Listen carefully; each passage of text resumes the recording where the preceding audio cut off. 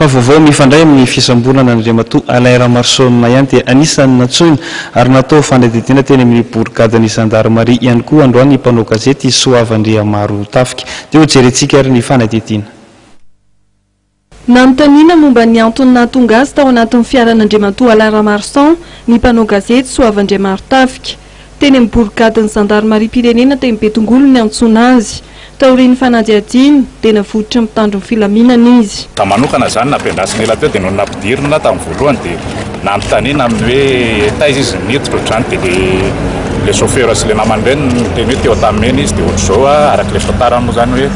tara tamin'ilay interview ny tena koa dia nangavy azy na interview manokana dia nampidirina tao anaty tokila dia nitafaraka tamin'ny teny iny. Dia nasiana mivoaka avy dia nanao an'ireo enquête-ndreo rehetrarehetra ireo dia avy eo hoe ianao zany tsisy lananao intsony fa mahazo mandeha izay zany ohatrany hoe karazany tratrany amerdement fotsiny zany le mataony ny conclusion hoe tsy io raha tamin'ny sabotsy io indray zany no anenjehana azy eo raha ny henoko tsy fantatro moa dia tena fotoatany fa izay ny henoko eo tsy maintsy mbola manontany ny hevitry ny mpisolovava satria arakaraka le tranga mantsy no mety ahafahana hoe eny so amin'izay tingany zany hoe avy aloha zao fa zava-dehibe leo amin'ny fanehoan'ny mpanao gazety amin'ny vaovao izay misy ange dia efa manamarina sy manampoko an'ilay izy ary ny lehibe ACR zay na raha tsy zao dia efa nialatsinja. Raha filazanjareo teo aloha dia hoe afaka mandeha anao fa tsy misy tsisy anala tsy adinina indray tsy nitotsony zany fanadinana ana avy eo.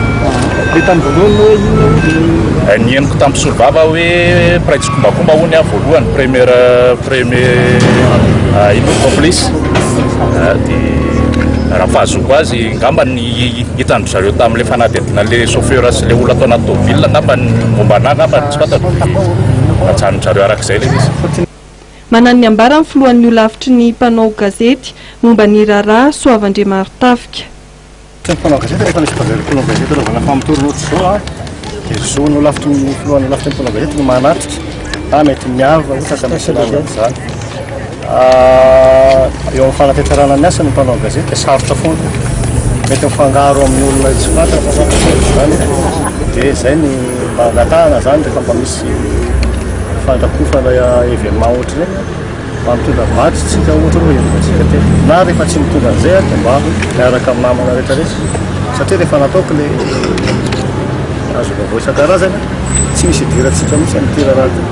dia zay ary gaga hoe nahoany soava no voasy tativy no maraina zay karakatevitra fanamafisana fatraikana mpanao gazety sy mifiarovana mpiarana namana mpanao gazety zay tsy azo na olon-tsotra ary tsy azo mitandro filaminana ambanana basy